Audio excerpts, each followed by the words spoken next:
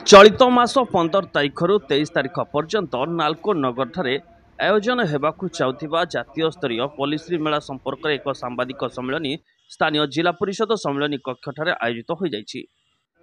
जिला परिषद अतिरिक्त उन्नयन अधिकारी तथा कार्यनिर्वाही अधिकारी श्री पद्मनाभ सामंतराय अध्यक्षतार आयोजित यह सांबादिक सम्मेलन में पॉलिसी मेलार विभिन्न कार्यक्रम संपर्क में संक्षिप्त सूचना गणमाध्यम प्रतिनिधि मानक प्रदान करा जायथिला।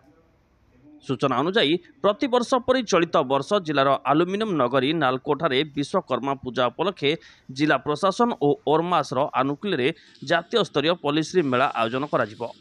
एथिरे मोट 220 गोटी स्टल और 12 गोटी खाद्य स्टल व्यवस्था करा जायछि। ओडिशार 30 गोटी जिला समेत उत्तर प्रदेश, हिमाचल प्रदेश, महाराष्ट्र, गुजरात, जम्मू और काश्मीर, कर्नाटक, राजस्थान, पंजाब, पश्चिम बंग, बिहार, झारखंड, हरियाणा, तेलंगाना, आसाम, छत्तीसगढ़ इत्यादि राज्यर कारीगर और स्वयं सहायक गोष्ठी सदस्य माने जोग देवार कार्यक्रम रही। सेहीपरि हस्ततंत्र और कुटीर शिल्प विभाग, जिला शिल्प प्रतिष्ठान, जिला शिशु विभाग, मिशन शक्ति, अनुसूचित जाति और जनजाति विभाग, महिला सशक्तिकरण, आदिवासी मंत्रालय, ओडिशा राज्य तालगुड़ समवाय समिति, जंगल विभाग, सामाजिक सुरक्षा विभाग, भारतीय व्यावसायिक अनुष्ठान इत्यादि एही मेलारे जोग देवार कार्यक्रम रही। सेहीपरि भिन्नक्षम और वयस्क व्यक्ति मानक मेले परिदर्शन करने स्वतंत्र व्हील चेयर व्यवस्था रही।